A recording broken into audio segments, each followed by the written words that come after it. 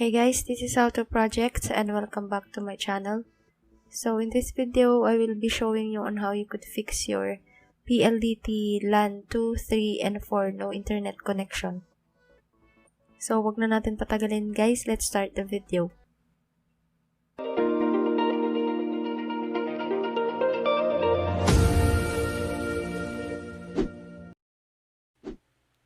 Hey guys, welcome back to my channel. So kung na-experience nyo na walang internet connection yung Lan Ports 2, 3, and 4 nyo, ang unang gagawin nyo lang is i-disable yung DNS relay ni PLDT. So, ang gagawin nyo, mag-login kayo sa PLDT super admin account nyo.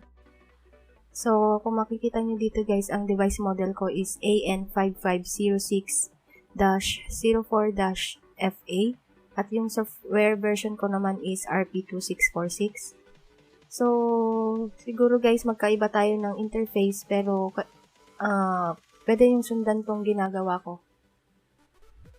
So, ang gagawin nyo lang guys is punta kayo sa network tab and then click nyo yung broadband settings. So, under the broadband settings, makikita nyo dito yung DNS relay. So, dito guys, naka-enable na lahat ng LAN ports ko.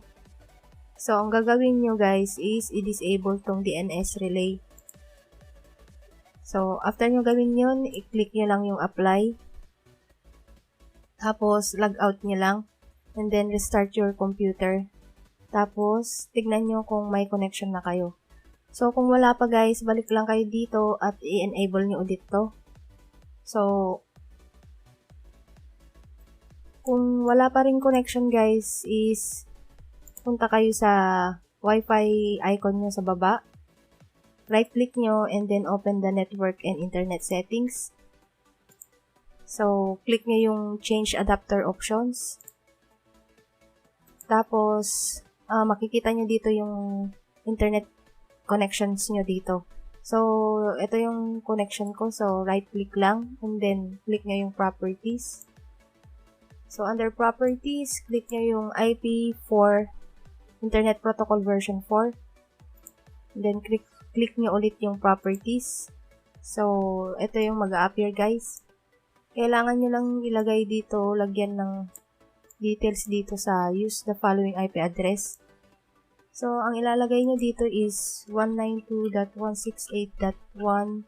So, dito guys, since this is a demonstration purposes only, ang ilalagay kong number dito is 50. Pero, pwede kayong maglagay dito ng numbers from 2 to 254. So, naglagay ako dito ng 50 guys, para hindi conflict yung IP address na gagamitin natin. So, mas safe kasi pag 50 pataas yung ilalagay nyo dito. So, ang subnet mask na ilalagay is 255.255.255.0 at yung default gateway is 192.168.1.1. Guys, pwede nyong tignan tong details nyo dito sa command prompt. Punta kayo sa search button and then type nyo yung command prompt. Right-click nyo and run it as administrator. So, under the command prompt, type nyo yung IP config. So, dito guys, yung details, makikita nyo yung subnet mask at yung default gateway nyo. So, dito nyo ilagay dito sa IP4 properties. So, after nyo may ilagay yung details nyo dito guys, punta tayo sa use the following DNS server addresses. So, ang ilalagay dito is 1.1.1.1 and the alternate DNS server is 8.8.4.4 and then click nyo yung OK. Or pwede din guys na tanggalin to at ilalagay dito sa preferred DNS. At after nyo mai-input yung details, click nyo lang ulit yung OK. So, since this is a tutorial guys, hindi ko muna i-okay kasi ginagamit ko yung wifi connection ko. So, kung wala pa rin guys, connection ng LAN ports nyo, kailangan nyo lang i-network reset. Click nyo yung network reset and then restart now. And then click nyo yung yes para mag-reset yung network settings nyo guys.